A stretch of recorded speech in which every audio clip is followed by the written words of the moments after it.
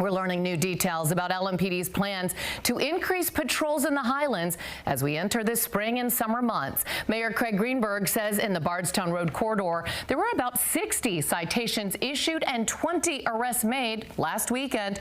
Metro Council member Ben Reno-Weber, who represents the Highlands, says there's been a commitment to add extra LMPD officers and patrols as the weather warms up. Reno-Weber says social media has made it easier for trouble to develop later at night.